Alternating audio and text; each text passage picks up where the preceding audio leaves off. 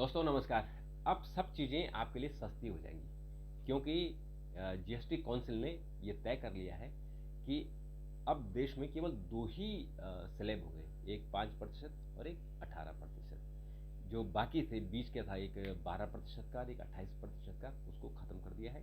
लेकिन एक रहेगा 40%। वो कौन सा रहेगा? सुपर लग्जरी, यानी जो पैसा खर्च कर सकते हैं, जिनकी रेट बहुत ज़्यादा है, उन पर 40% का रहेगा। तो ये केंद्र सरकार ने एक प्रपोजल दिया था और उसके बाद ग्रुप ऑफ मिनिस्टर ने इसको विचार किया। चूँकि ग्रुप मिनिस्टर में बिहार के उप मुख्यमंत्री हैं सम्राट चौधरी, तो चूँकि एनडीए के ही हैं, सरकार के हैं, बीजेपी के, तो उनको करना ही था, उन्होंने कर दिया। लेकिन कल जो मीटिंग हुई है उसमें जितने भी स्टेट्स हैं उसमें 8 स्टेट ऐसे हैं जो विपक्षी हैं, जो सरकार के साथ नहीं है। उसमें कुछ कांग्रेसी रूल है, झारखंड मुक्ति मोर्चा है, डीएमके है तमिलनाडु का, हिमाचल प्रदेश कांग्रेस का है। तो इन 8 स्टेट्स ने इसको पूरी तरह से स्वीकार कर लिया कि जो सरकार का प्रपोजल है उसको हम एक्सेप्ट करते हैं। यानी जो 28% के रेट थे उसको घटकर 18 पर आ जाएंगे, जो 18-12 थे वो घटकर 5 पर आ जाएंगे। तो आपकी चीज़ें सस्ती हो जाएंगी। अब इसमें आप कहेंगे कौन सी चीज़ सस्ती होंगी?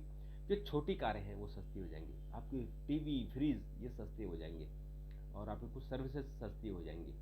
और जो महंगी चीज़ें, जैसे आप ऑडी लोगे, मर्सिडीज़ लोगे, तो इन पर तो आपको 40% देना पड़ेगा।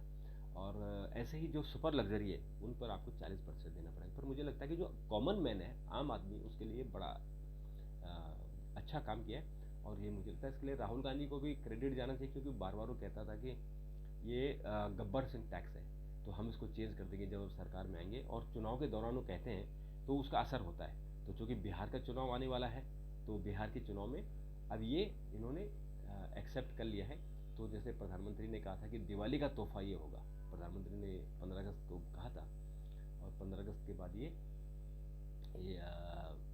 ग्रुप ऑफ मिनिस्टर की मीटिंग हुई, फिर जीएसटी काउंसिल की भी मीटिंग हो गई, जो अपोजिशन पार्टी है उनकी मीटिंग हो गई, और उन्होंने तय कर लिया कि हम सपोर्ट करते हैं। लेकिन उन्होंने एक कंडीशन रखी है। उन्होंने कहा कि इसके कारण हमको, स्टेट्स को, 85,000 करोड़ से लेकर 2 लाख करोड़ तक का नुकसान होगा, तो उस नुकसान की हमको भरपाई कर दीजिए। जैसे कि जीएसटी में पहले था 5 साल तक जीएसटी को इसमें सरकार ने कंपनसेट किया, पर चूंकि अब जीएसटी का जो अर्निंग है वो बहुत अच्छी हो रही है, तो इसलिए सरकार ने कहा कि अब इसकी ज़रूरत नहीं, अब आप लोग अपने पाँव पर खड़े होइए, टैक्स कमाइए और टैक्स खाइए। तो ये है, बहुत इंपॉर्टेंट खबर है, और इस खबर का जो निर्णय है वो अच्छा हुआ है।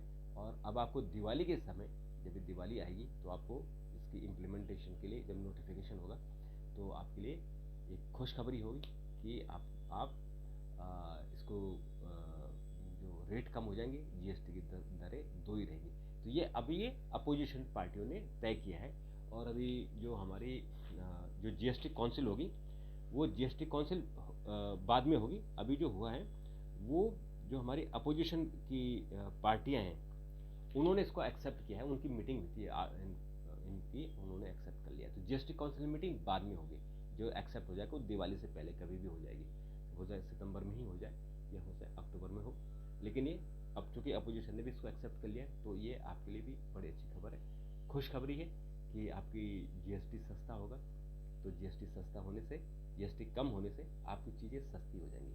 जो आप कहते हैं ना, जैसे हम कार लेते हैं और कार पे जीएसटी 28% लग जाता है, तो बड़ा बुरा लगता है कि इतना महंगा हो गया। वो तो 18% हो जाएगा, सीधे सीधे आपको करीबन 10% के इसको आपको बेनिफिट मिल जाएगा। तो इस तरह से ये टोटल जीएसटी का आपको बेनिफिट मिलेगा, आम आदमी के लिए, कॉमन मैन के लिए बेनिफिट है।